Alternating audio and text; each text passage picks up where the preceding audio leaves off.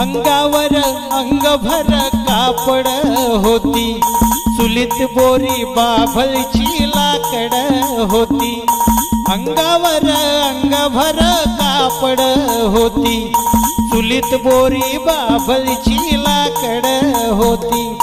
रेशमच्या गव्हाचा जवा मुखी घास होता, तवलीत मटण शिजायचं साऱ्या गल्लीत वास होता।